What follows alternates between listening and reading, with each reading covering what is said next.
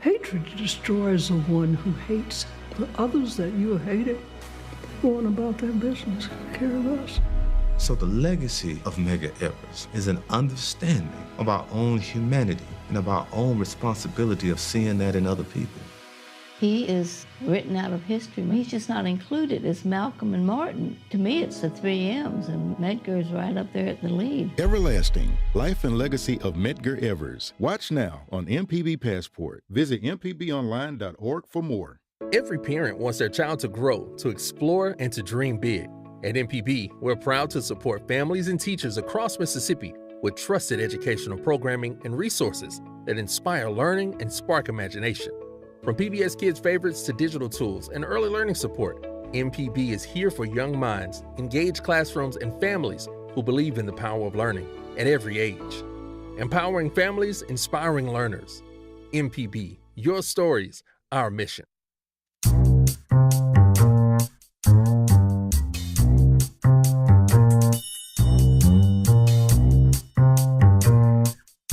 Good morning. Welcome to Deep South Dining here on MPB Think Radio. Malcolm White, Carol Palmer. Good morning, Carol. Hey, Mal. How are you? It was a big weekend, Mal. Huge weekend.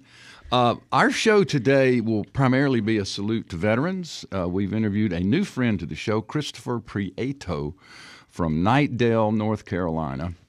We will air those pre-recorded segments in the second and third segment of the show today, but this segment is live. It's ours. It's our show. So, among other things, it was a great weekend for Mississippi and Jackson because of the National Folk Festival, which took place all over downtown. I know you were there Saturday. We were there Friday, Saturday, and Sunday. And I just want to shout out to the producers and the local staff as well as our national staff. What a tremendous job they did. An amazing array of music, treats, food treats. I ate some really great food. There was a Thai bowl at one of the vendors offered that was just a real hit. Also, I was fortunate to be a sponsor of the festival, and I was in and out of the VIP area, which was in the Faulkner, and Lily's restaurant, which is in the Jackson Medical Mall. Catered all of that along with Hal and Mal's, and it was just divine. The whole weekend was picturesque and spot on, and if you didn't catch it this year, you got 2 more chances at least, because we're going to host it for the next 3 years, this year being year 1. And the music was phenomenal. Phenomenal. I'm still rocking a little bit from the Zydeco and from Bobby Rush. Man, accordions, fiddles, washboards, gospel acts, blues guitars. It was the cornucopia. Dancing? Of music, art, culture, and I know a lot of people didn't quite know what it was, but we got a year to talk about it, a year to promote it, and to get ready for next year. Our MPB team was there, did a fantastic job, both TV and radio, recording the Thacker Mountain episode Thursday night at kickoff at Hal and Mal's. They were down on the site filming, recording various shows. I saw a Next Stop episode being recorded. They are going to air some specials out of the tape that they garnered. So anyway, bring the family. It was great. We'll see you next year if you missed it this year, but man, what a treat. So, Carol, you brought me some pesto. I did. Neil Strickland, our buddy from Raymond, gifted me with a giant black garbage bag full of pesto. So I took a day, and, it's the smell of summer, and that's how you save summer is by putting the basil into pesto. So I hope you enjoy it. And you brought me an apple galette. Apple cranberry galette. Oh, wow.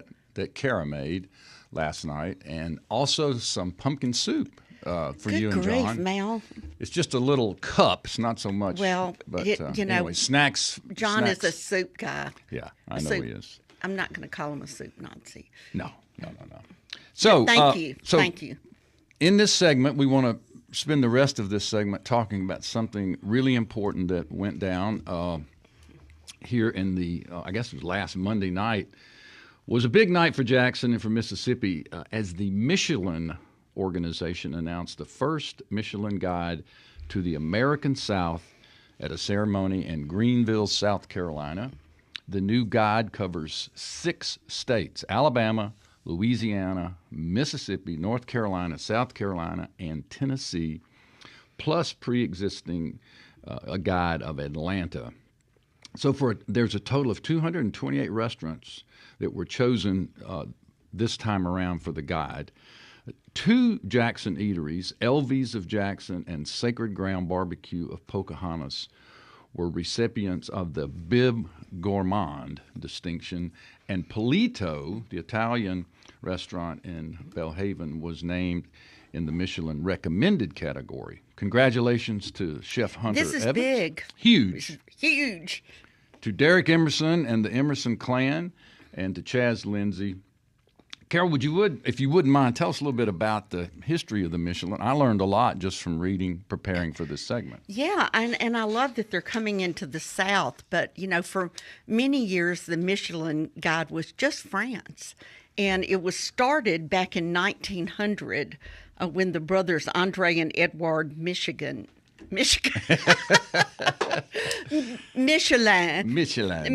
they created a travel guide to encourage people to, drive.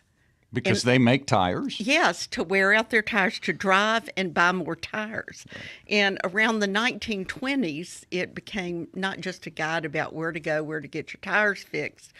It became a food guide, and it's the most famous food guide in the world. And we had AAA in the United States, but which was there's not no ever comparison to. But at least we had this. We had something. Juried guide. A juried guide, mostly to hotels and good restaurants. Anyway, Michelin, even to have a 1-star, there are very few 1-star restaurants, but it's 1 star, 2 stars, and 3 stars. And then it wasn't until 2005 that Michelin started covering America, that they thought we were worthy of food that would, make the stars. And there are only 16 3-star restaurants. How many? 16 3 stars in the United States. Wow. And only 33 2 stars. Now, there were some 2 stars in this round, right? There was, yes, and the 2-star that means the most to us is E.J. Lagasse, Emerald's son, was named the, young Michelin star chef, but Emerald's received 2 stars. That is huge. Now, this is the old Emerald's, the original one in the Central Business District. Totally redone, and E.J. is now 22 years old. He came back 3 years ago and has really elevated and changed the restaurant. But it's just phenomenal. It is phenomenal.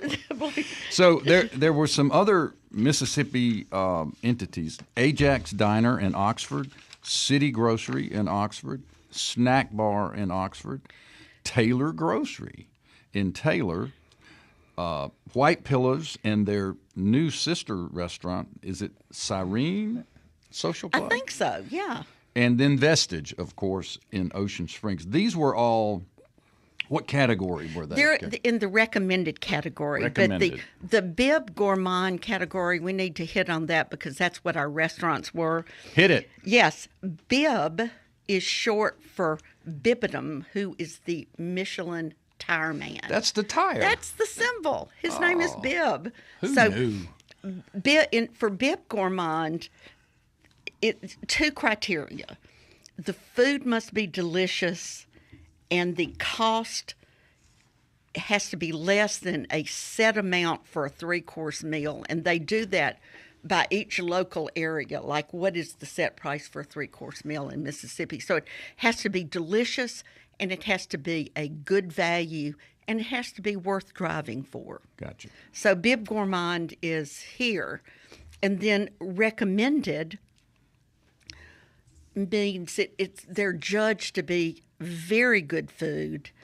And while the food hasn't quite reached the level, it is just super good food, and they recommend. And their 5 characteristics go through all of the awards. It's quality of ingredients, mastery of cooking technique, the chef's personality has to be shown in the restaurant.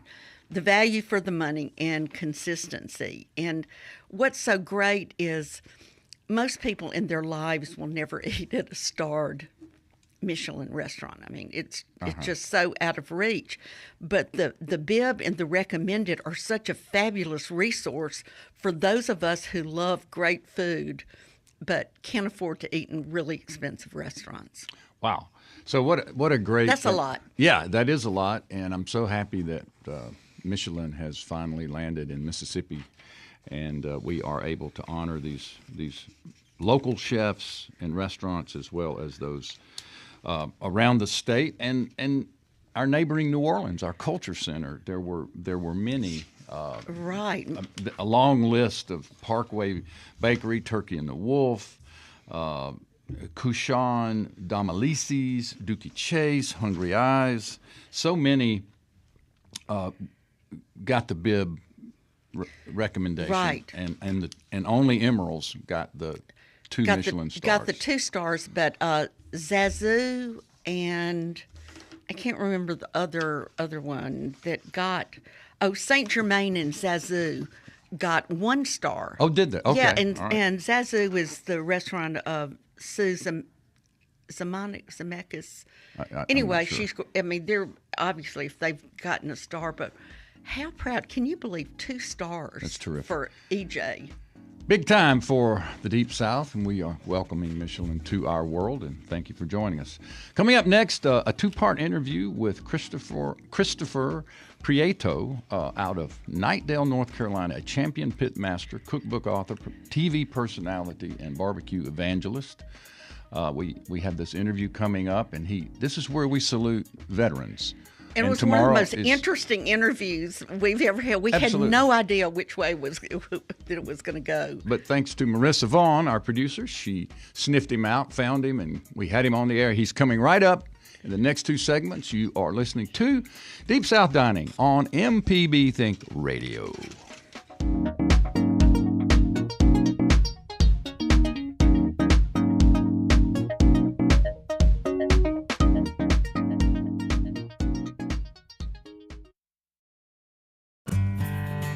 At the Mississippi Arts and Entertainment Experience in Meridian, we believe in the power of the arts, storytelling, and education, just like Mississippi Public Broadcasting.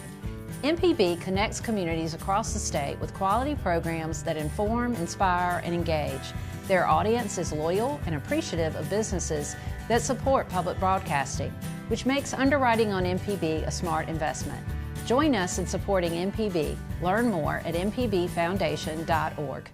Mississippi is a place of deep roots where every story matters and every voice can be heard. At MPB, we stand with our local communities, bringing you the voices of those who shape our state through local programming that reflects our culture across small towns to big cities, from the Delta to the coast. We tell the stories that define us, from the music that carries our voices to the leaders who inspire change. MPB brings you the heart of Mississippi, celebrating Mississippi one story at a time. MPB, your stories, our mission. Hi, ladies and gentlemen. My name is Bobby Rush. As a blues man, I love Mississippi Public Broadcasting. If you support Mississippi music and their local programming, donate now, right now, and become a member today, not tomorrow. Thank you, thank you, thank you. Doesn't matter how big or small, but we prefer big. Thank you very much.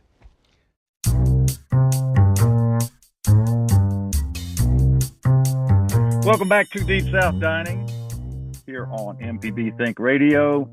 Today we are happy to welcome champion pitmaster, cookbook author, TV personality, barbecue evangelist, teacher, 40 Under 40 award winner, and lover of all things Q, Mr. Christopher Prieto.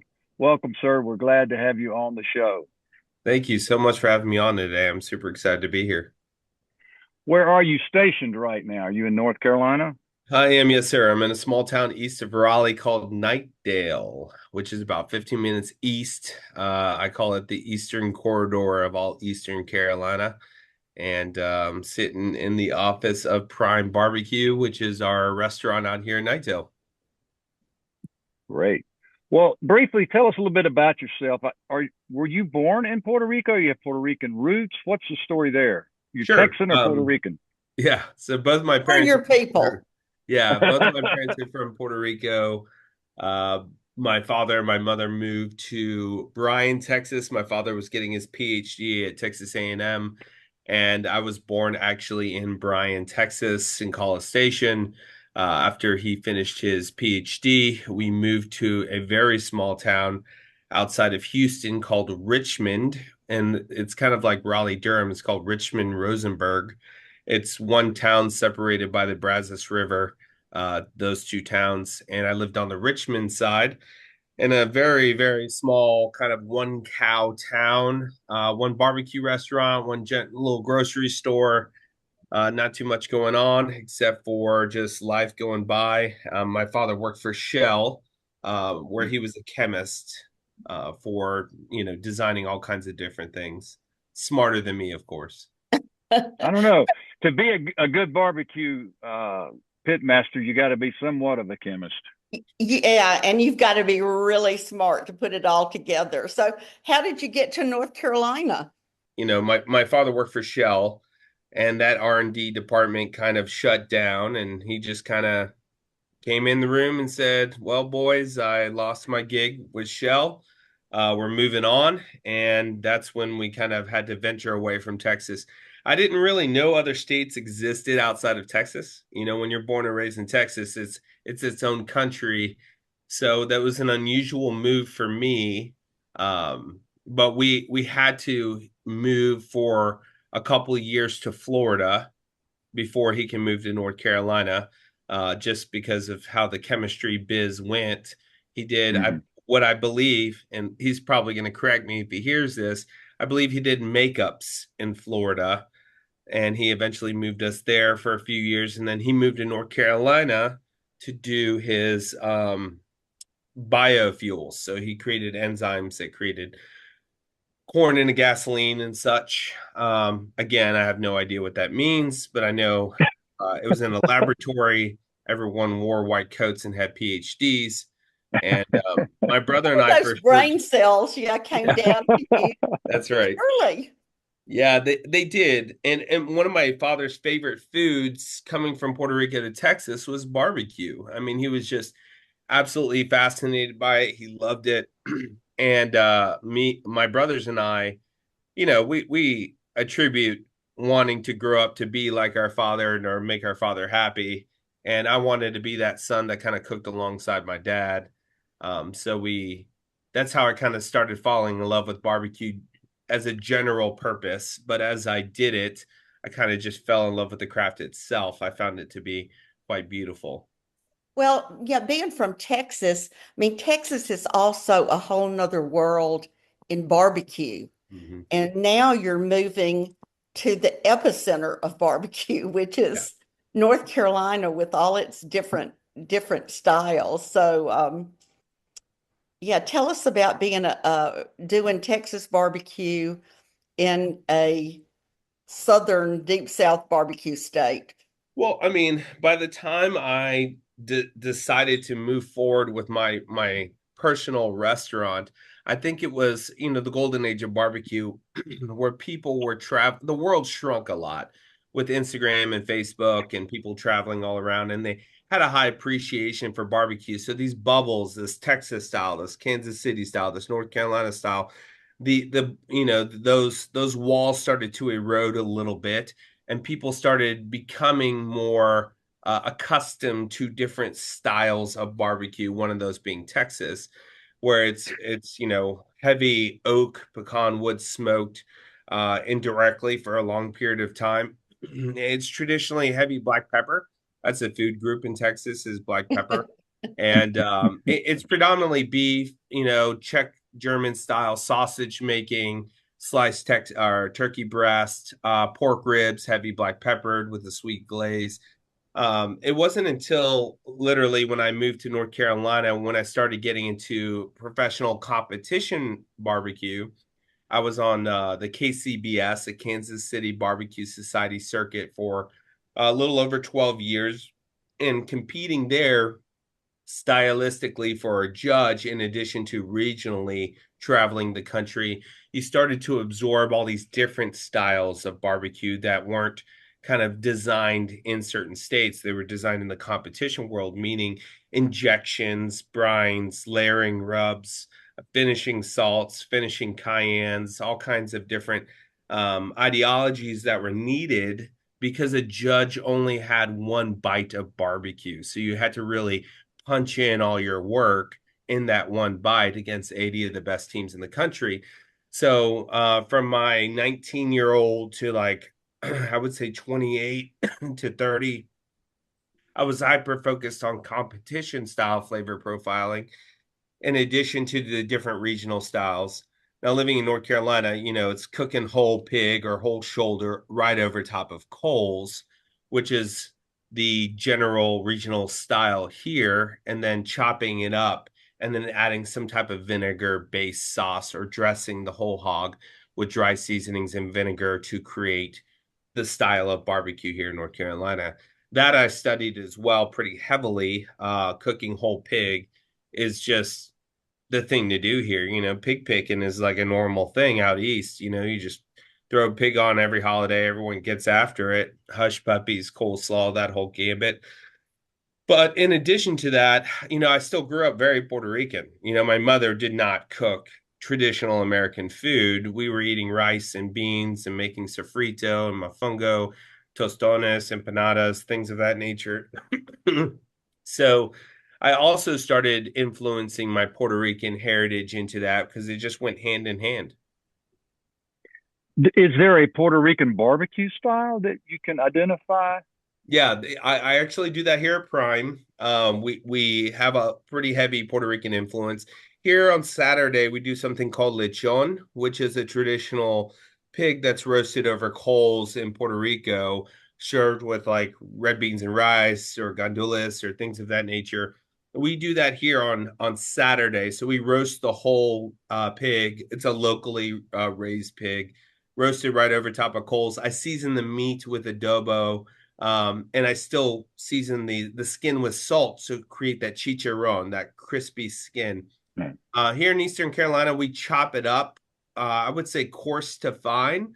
And when you dress the hot meat or dress the pig, as they call it, that's how they build the sauce into the hot meat. You're mixing the different mussels.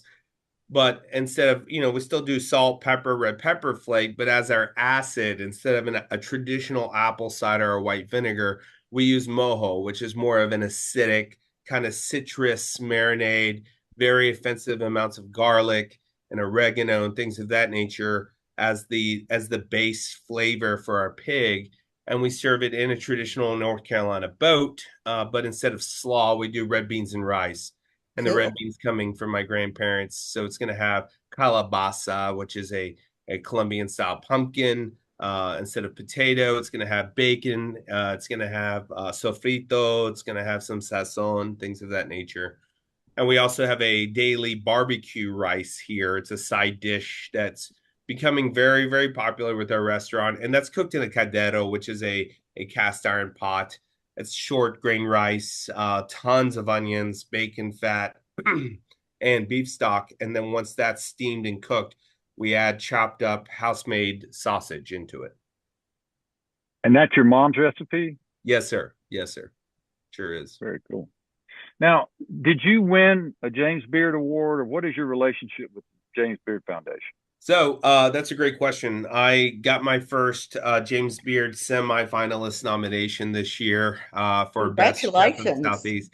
Yeah, that was kind of surprising. I didn't expect it. And when I got it, I was actually getting the restaurant ready, putting out salt because it snowed that morning.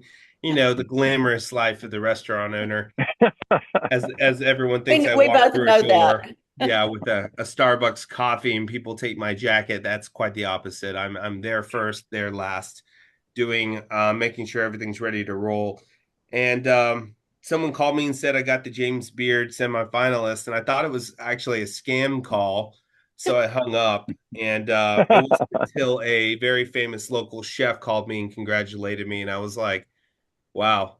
Telling a story and being an impact in the community and truly crafting barbecue to the best ability possible has always been our goal.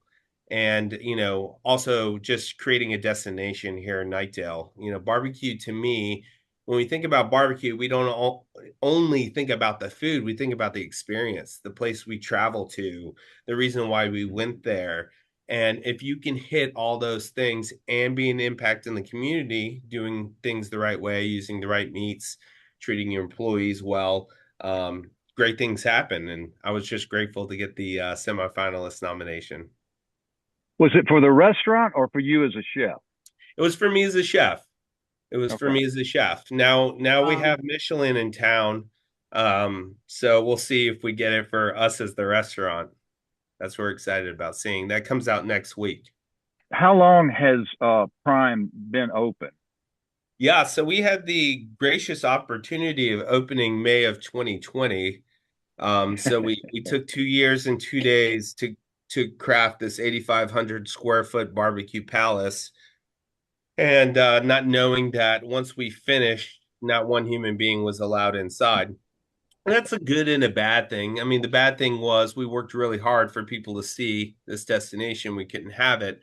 But the great thing about it is it really helped us hyper focus on making sure, one, people are our purpose, not our profit. Like we really had to push like all of our efforts, all the long nights of hard work of scrubbing out coolers and preparing for contests and doing caterings and studying and cooking in the backyard and taking notes. All of it had to have a why behind it. And it allowed us to hyper focus kind of like on our flavor profiles and our execution.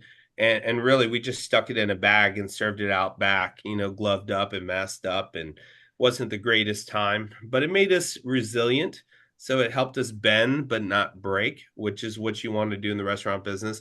And now we're about 5.5 years in, and we're doing great. Won all the awards we're supposed to win. And that's just an output of the daily intentionality we put each and every day in the food. Just like a good brisket, you can have the best brisket, season it with the best stuff, and stick it in the pit, but that's not it. I mean, it's not going to come out great. What you have to do is run a consistent fire, truly understand how it needs to be ran. That's every 45 minutes, 24 hours a day. And all those consistent decisions, the end result is a rendered out, beautifully broken down collagen, flavorful brisket. Yeah, I want to talk about cookbook you did with Southern Living. It's been a while, but it's like the gift that keeps on giving. Yeah. It's been reprinted many times. It's the Southern Living Ultimate Book of Barbecue, the complete year-round guide to grilling and smoking. Still available in bookstores everywhere. Mm-hmm. And tell us a little bit about the book, and give us your idea of an ad for the book. Sure. So the book came from a divine appointment, as most of my career. It's just a lot of preparation meeting opportunity. And I taught a bunch of groomsmen how to cook barbecue. One of those groomsmen was roommates with the editor of Southern Living in college. He called him about me. That same year, I did my first TV show with Barbecue Pitmasters, and then I got the book deal the same year. And when we sat in that office talking about, hey, can I create recipes for a cookbook? I said, my entire life has been creating recipes. So this is the opportunity to use them. And I mean, there's a lot of competition quality secrets in there. There's a lot of kind of traditional. I wanted to teach a cook that's just getting into barbecue, meaning there's a crock pot pork butt recipe in there. And people thought I was crazy, but who has a smoker? I just want to get people into barbecue, how to season it, how to cook a successful pork butt in a crock pot. And then we use what I considered the best smoker that money could buy, that didn't break the bank, that was easy to use and accessible. And that's the Weber Smoky Mountain Smoker 22-inch, which I love, the real estate, the thermodynamics of the smoke ring. And from there, I just taught all my specifics and secrets, my award-winning chicken wing recipes in there. Same with the salmon. I was top rib cook in the country, so both of my top rib cooks are in there. Very unique recipes where you scratch your head and say, does this really work? It does, because it's competition proven. I was sitting in the backyard and you hear all these crazy things you can do with barbecue, and I have failed more than I've succeeded. So I've tried everything. I've done everything, especially now in my career. So when I'm like, hey, this is tried true recipes that are going to make you a better cook. The foundational sauces in that book are extraordinary. You could take those 3 main foundational sauces and tweak them to your own taste, add preserves, or you could add a little more hot sauce, but it's just extraordinary. And I put a lot of my heart in that book, going, this is my last chance to make something great. And I'm going to make sure it's true and lasts the test of time, which it has. Well, the Southern Living brand commands so much respect because of the marvelous job they've done with their test kitchens over the years, and any of their publications and magazines, that they're going to work. And that's just an awesome thing to get to work with them. Yeah, like I said, I was just honored. My mother, we grew up in Texas, so my mother had Southern Living magazine in the living room, the kitchen, and the bathroom our whole lives. So I spent a lot of time. And when I got I got a full spread right in the center of the spring edition issue magazine for my cookbook. My mother had that thing rolled up in her purse, and she showed anyone who would listen to her about it. And it was such a beautiful thing to see her, because as a young man, as much as I cook barbecue, it's hard to put into words, the achievement of what you want to do. All you do is you do it. I just felt like it was my purpose. I still to this day, I've never worked behind a barbecue pit. It's always just been an extension of who I am and what I love, and I eat it every day. I think about it every day. I travel and eat it. I've never gotten sick of barbecue, and it's, now that it's turned into a purpose, and I can, drive hospitality with it. I can rehabilitate veterans with it. I can connect people together using barbecue. It's really a special, special thing. We'll be right back with more of our interview with Christopher Prieto on Deep South Dining.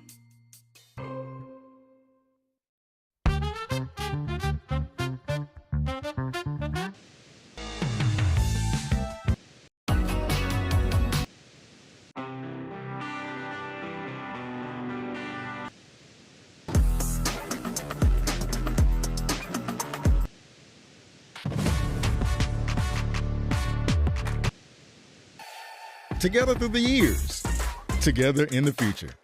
MPB, your stories, our mission. Everlasting, the Legacy Podcast, is a brand new companion podcast to the MPB documentary Everlasting, the life and legacy of Medgar Evers. Join me, Rita Brent, as we dive deeper into the story with exclusive interviews and conversations about the enduring legacy of Medgar Evers. Everlasting, the Legacy Podcast, available on the MPB app or wherever you get your podcasts, with new episodes every other week. MPB, your stories, our mission. The Measuring Show. Since 1970, MPB has been enriching the lives of Mississippians. Everything we do gives us the chance to grow and learn. With your support, we are always there whenever and wherever you need us. Together through the years, together in the future. Please consider making a donation at mpbfoundation.org. MPB, your stories, our mission.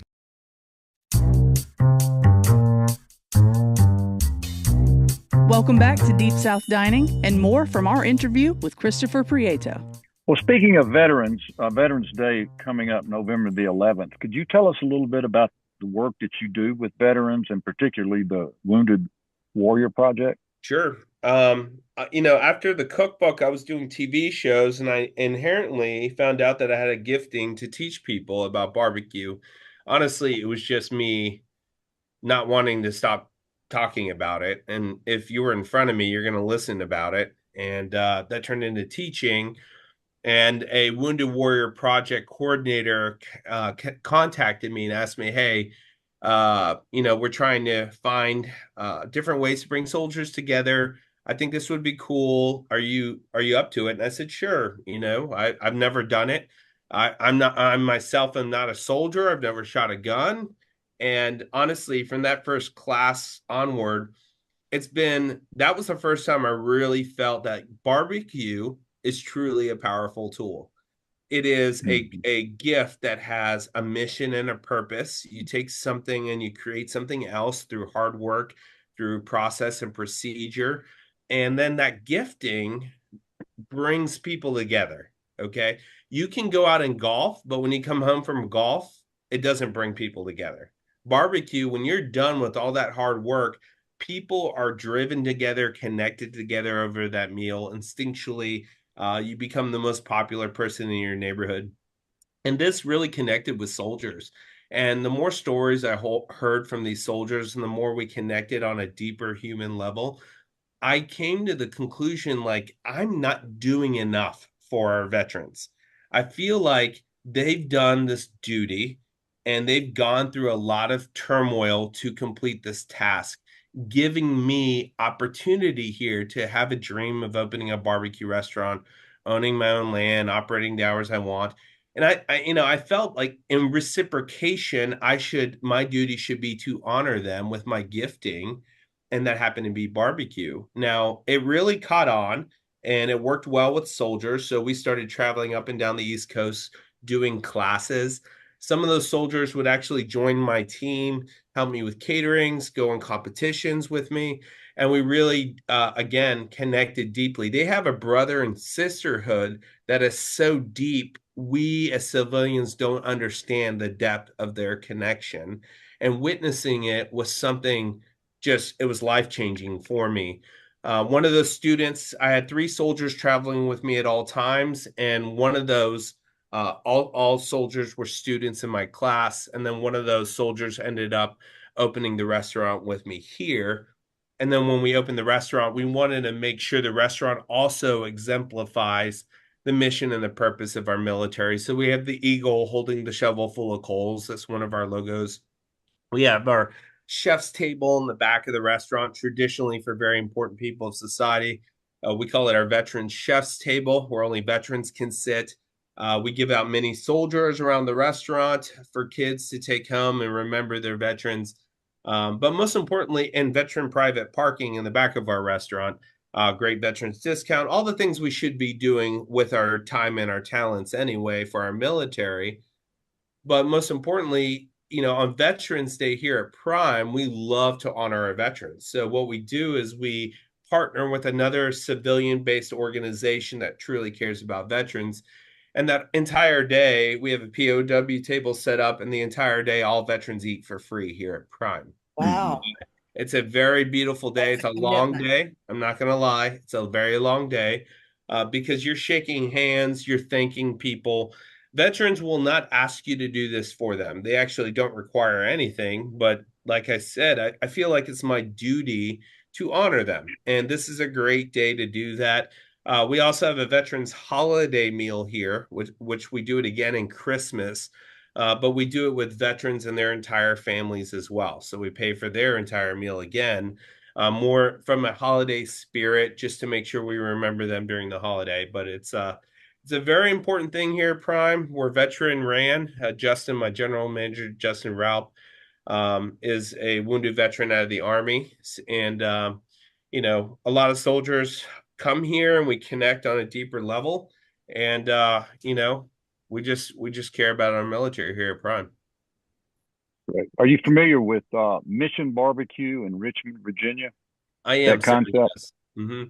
Yeah, ever since opening the restaurant, being very veteran focused, I've also found out about Mission Barbecue. They're a chain, so they have them all over. They have them in Fayetteville, there where the Army base is. They have them around. They do the flag raising and things of that nature. We do that, but we don't do the Pledge of Allegiance right at 12 kind of thing. Yeah. I think every business should have a component of their business that honors veterans, either with discounts, with hiring wounded veterans, because there's a lot of wounded veterans out there that still want to work. They just can't, and that frustrates them. because of their limitations. So, and then I also think every civilian-based organization should tithe and or help out some type of veteran organization. There's a lot of them out there doing great things for these soldiers who they just want to get through the day, to be honest. I mean, I had a lot of students that they literally have to take it day by day. And that's a hard thing to witness. It's one thing, and you can't tell. Some of them don't have visible scars. They've just been through traumatic events, or they have internal scars, and it's tough. And, we're just doing our job.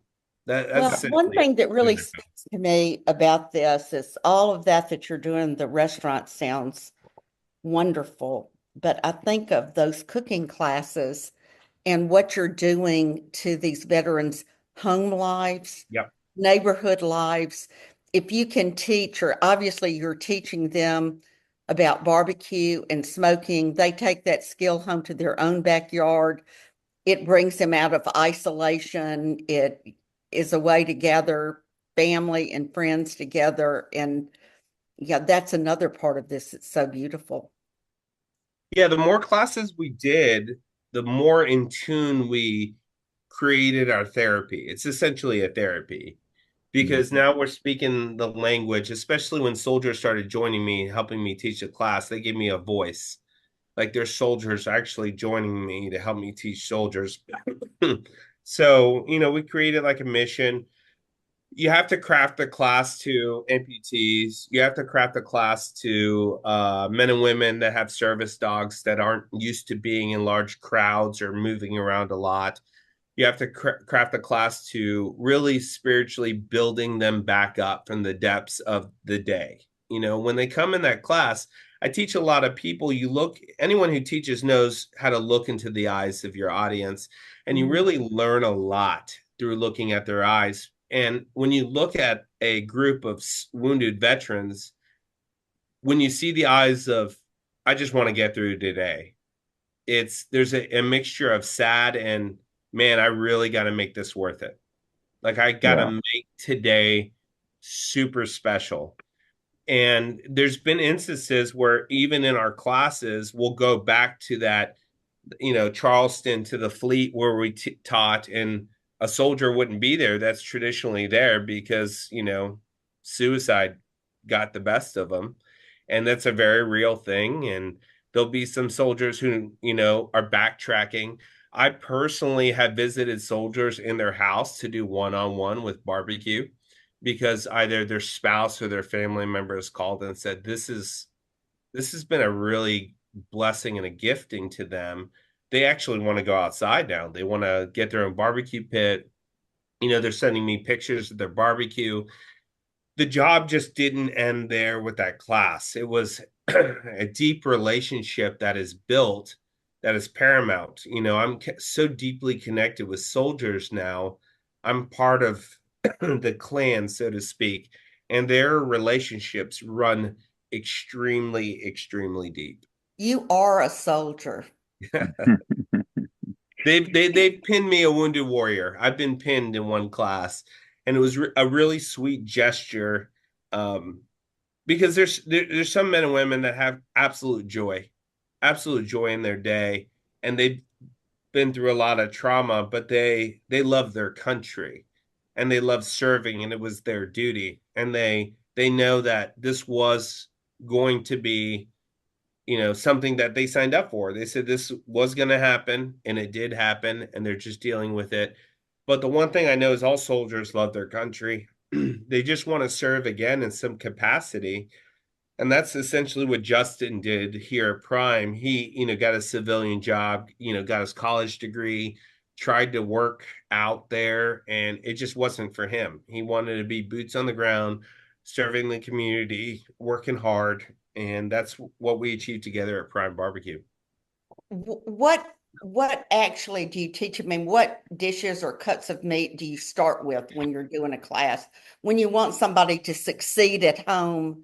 Sure. Easily. So we do low-hanging fruit dish with them, something that can be done right in front of them, kind of like an appetizer. So let's just say something really simple like a bacon wrapped jalapeno. So we make the compound cream cheese. We fill it with the meat, we wrap it with bacon. I show them kind of the process and procedure. So we're building confidence throughout the class.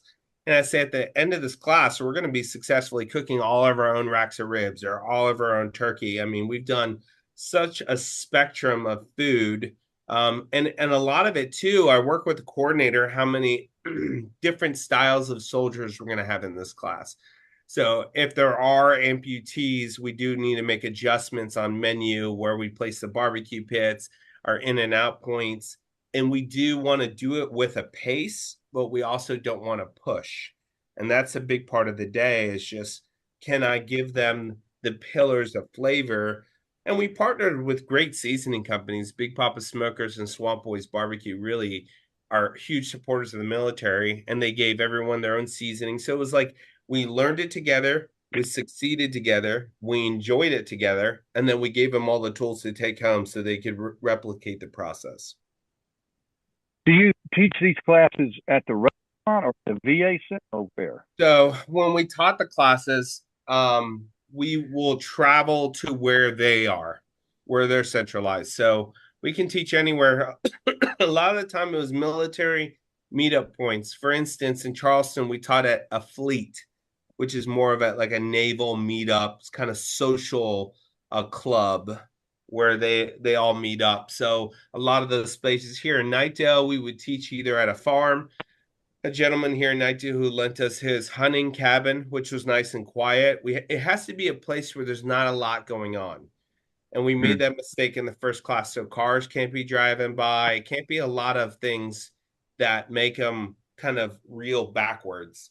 One of the great facilities here in Knightdale was the elementary school. They allowed us to teach in the kind of the rec area of the elementary school, and they locked it all out for the soldiers, so it was just very peaceful back there. So that's pretty much the plan all the time. At the restaurant, we have the soldiers come in. They can some soldiers help with events. We've had some soldiers just open doors, with their service dog. We're pretty much open. If a service member reaches out to us, hey, I'd like to do something today, we'll give them something to do because, again, they just want to do something for the day, whatever you want to do. You really have to be in it to understand it. And the minute you're in it, you're not thinking, hey, I wish I got to get out of this. If anything, you're like, I wish other people just did this, just said, hey, everyone has a gifting, I'm an accountant. Why don't I have a soldier come to my office? Or why don't I do taxes for free for a soldier? Or, everyone has something. And there's a bunch of soldiers just waiting around to do something. Let's circle back. I want to ask you a little bit about the 4 main types of barbecue. Yes.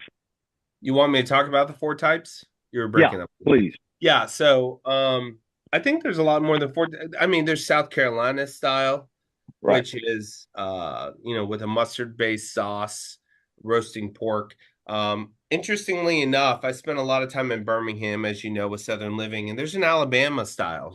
They're cooking over coals, mainly pork and ribs, and they also use a mayonnaise-based barbecue sauce. Now, I think all the general styles and all the really old places that did it the old way for the longest way, those are starting to dissolve a little bit. And the lines are starting to get crossed a little bit. I think if you're at a restaurant, you should be, and it's a true barbecuer that appreciates barbecue, all the styles should be represented in some form or fashion, okay? So there should be a mopped meat with sauce on it. There should be a roasted meat over top of coals. There should be an indirect cooked meat. A lot of people... a lot of the time, I mean, most of the time, I talk to a lot of people about barbecue. They consider the sauce the style, but honestly, it's the cooking process, which is the actual flavor component of what they're trying to achieve. Because if you go to North Carolina, I'll go to, let's just say, Texas, and they'll say it's North Carolina style pork. Well, all they're doing is smoking a pork butt and adding vinegar to it. But North Carolina style pork is actual pork that's cooked 14 inches over top of coals, and it's more roasted. There's a Maillard reaction slowly going on. It's a roast and a smoke, and the outside brown starts taking shape, and there's nothing but salt on it. And, and then they add vinegar to it. So it's more of the cooking component that you need to focus on. Like Kansas City, it's very indirect smoke, but they use a lot of brown sugar in their rubs, right? Mm-hmm. So it's kind of almost like a sweeter version of Texas. They're still very hyper-focused on brisket, and they're focused on their sauces being a shining star. Where I grew up, and in this restaurant, we only have one kind of sauce served on the side. I believe barbecue is not a sauce. I have that in giant neon letters across the kitchen. Barbecue is not a sauce. Meaning, what and is just your to sauce? drive the point home, yeah. Do you see much whole hog barbecue anymore except in eastern North Carolina? I think there's a resurgence of it currently right now. There's two places that come off the top of my head in Texas: Truth Barbecue and Cadillac Barbecue. They have it in South Carolina now. City Barbecue. Rodney Scott's Barbecue is starting to go around the country, and he cooks whole hog and he cooks rib over coals, and that's in Atlanta, Alabama. Where else has got it? Charleston. I cook whole hog over coals. Sam Jones cook whole hog over coals. I think there's a resurgence of it because people want that flavor back of mixing all. There's nothing like whole hog. There's nothing like when you take a bite off the fork and you can taste the belly, the ham, the shoulder, the loin, all those components, the insides of the ribs, the outside brown. That can never be replicated. I don't think that'll ever die. It's just the process and procedure behind it. The margins are so small in barbecue now. So cooking whole animal is not a hugely profitable business. And how expensive meat is now, how expensive these buildings are now, unless you've been doing it back in the day, most of the people doing it now it's a part of their repertoire. It's not really an everyday thing. A new company in Edenton, North Carolina called Old Colony Smokehouse, which Adam Hughes has been on the competition circuit a long time with me. He's just transitioned his pork barbecue to whole hog every day, which is just extraordinary to me. And I'm very proud of him for making that decision. Christopher, tell us where our listeners can find you on social media. Yeah, there's a couple different places, but there's prime-bbq.com or Prime Barbecue on Instagram, Facebook. You can look up Christopher Prieto or Pitmaster Christopher Prieto and find all the links to the restaurants I run, both Prime Barbecue, Primo Latin Cuisine, which is my Latin American barbecue restaurant. And soon to be early next year will be Prime STQ, which is my barbecue / steakhouse, all wood fire cooking. I'm also secretly coming out with my own line of rubs and sauces, which will be named after me. Be really unique, kind of blends, blending the lines, more Puerto Rican style barbecue sauces, flavors, and rubs. Okay. Well, we thank you so much for being with us today. This has been a really, really big treat for Malcolm and me, and we wish you success in barbecue and all of your Veterans Project and success in life. Sounds like you've got it going up there. We're trying every day, but I appreciate the time today. I'm so grateful to meet you both today. Okay. Thank you. Thank you for your time. Thank you. Deep South Dining is a production of Mississippi Public Broadcasting Think Radio, made possible thanks to the generous support of listeners like you. For today's guest, Christopher Prieto, and our hosts, Malcolm White and Carol Palmer, I'm producer Marissa Vaughn, saying stay tuned for Everyday Tech at 10 and Southern Remedy at 11. And join us next Monday and Sunday at 9 for more Deep South Dining, heard only on MPB Think Radio.